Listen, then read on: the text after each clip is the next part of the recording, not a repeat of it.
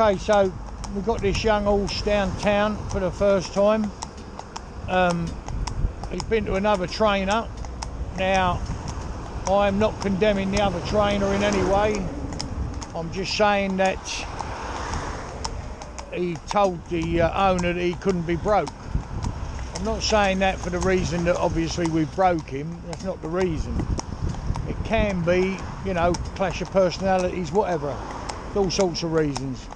But anyway, we've got him broke. He's a very, very good stepping cob, but he's taken longer than the normal period because obviously you've got to go back to basics and start again and iron out any problems, you know, the horse would have. You've got to iron them out. So he's about 2-3 weeks over the normal period that we take. But the lad that owns him's a nice fella and obviously thinks the world of the horse and wants the best for him. I think he phoned up to get a place with us, but couldn't, we didn't have, you know, we're busy and we didn't have a space as soon as he wanted one, you know. So, you know, if people are pushed and they've got to get horse broke, you know, for whatever reason, we try and shove things around and try and accommodate them, but we couldn't do it in this case. So he's downtown now, he's doing his job, he's only in a rubber bit. That's one thing we did have to sort out, because obviously he'd been in a metal bit, so, you know, that was something we had to sort out to get him to accept the rubber and work to that pressure, you know, much lighter pressure. So, all in all, I'm very, very pleased with him. He'll handle all this traffic. He does everything else that we could possibly ask of him. He was steady, baby. Good boy. Steady. That's it. So I just tell him back to walk. I haven't told him to do anything else.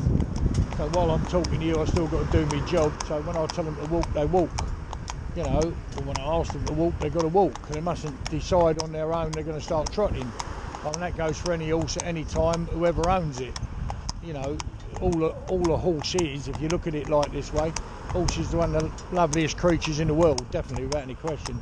But at the same time, when you're driving them, you've got to look at them like this. All they are is the motive power, just like the engine in your car. So you don't get in your car, turn it on, put it in drive and just let it go, do you?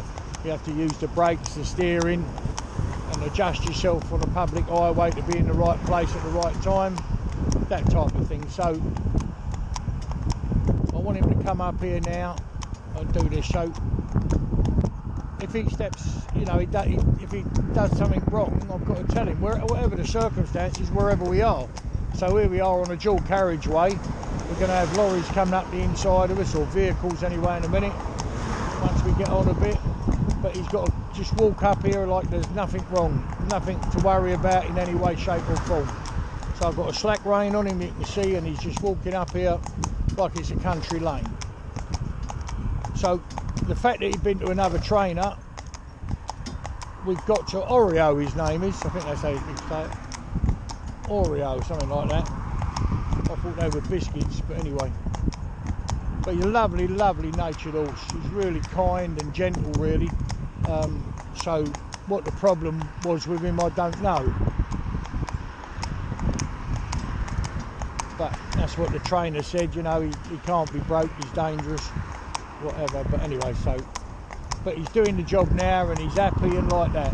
I will never condemn another trainer, because no one knows, only the man himself who was doing the job, or girl was doing the job and training them, and the circumstances, or, you know, whatever, something happening, whatever, equipment breaking, anything can upset horse in the early stages. But he had him there a good few weeks, and you know, that's what he said. So you see the reaction of that stuff coming up the inside, nothing at all. I've not tightened my reins at all. It's all just the same. We'd like a lorry up the inside really, but we'll have it coming down the other side. So we're heading towards the 303 now. We're going to go underneath it. We're going to park up underneath. And there's my baby. I know people say, oh, you're crazy, my horse will never go on a road like that. Well, that's not really the point.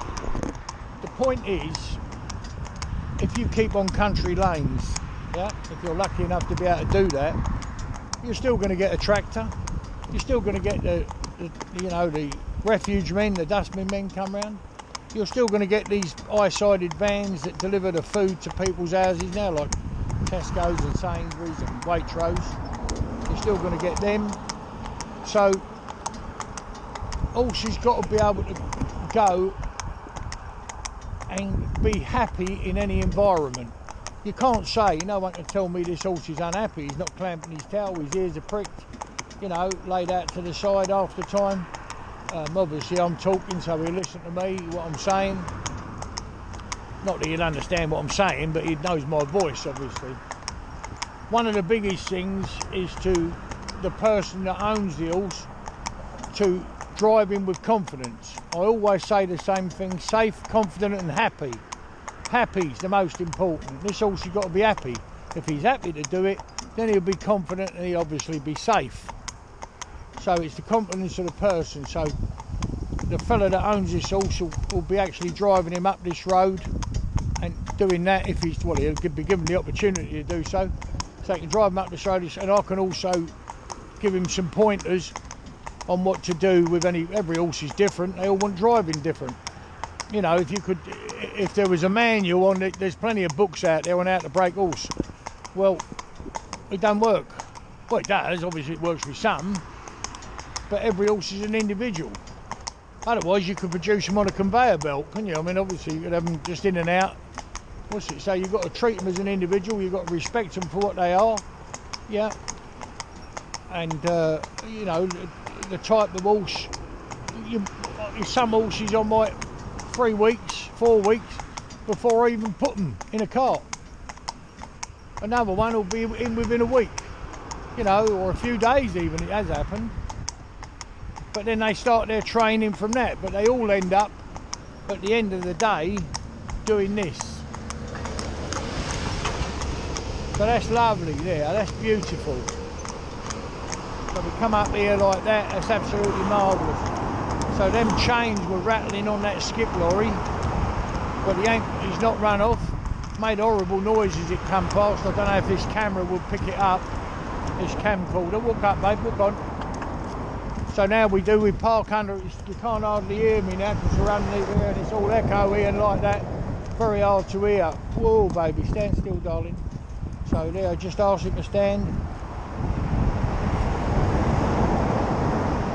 He's got to stand here while everything goes by, but a lovely, lovely natured horse, kind horse, wants to please you, really genuinely does want to please you. You see that flapping over there by that thing, that bit of plastic.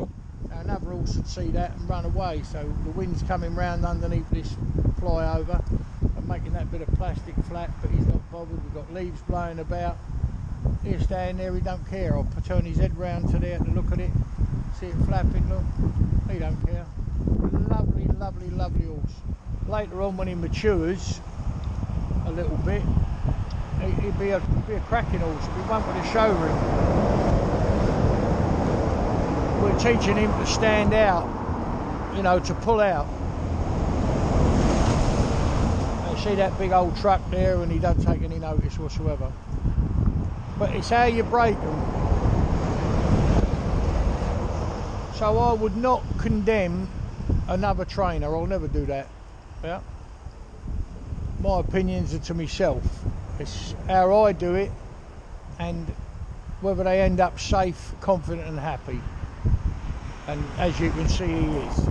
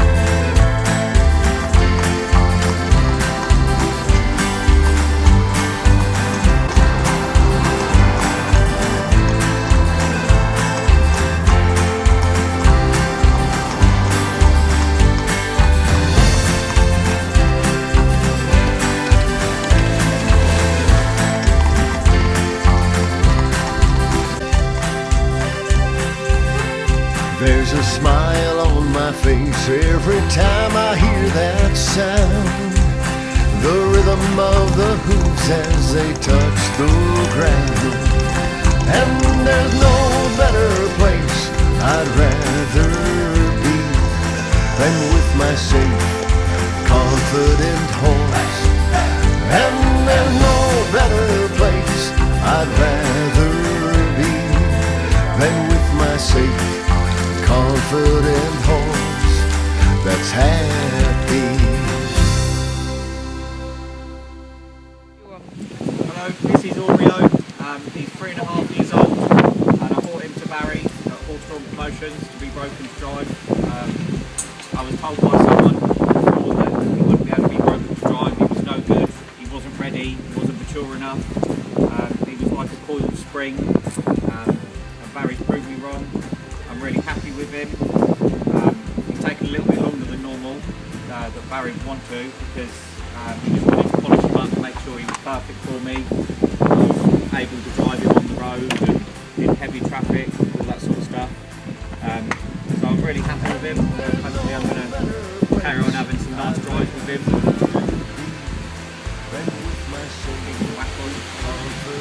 Whole thing. So yeah, I'm happy with him and how he's turned out.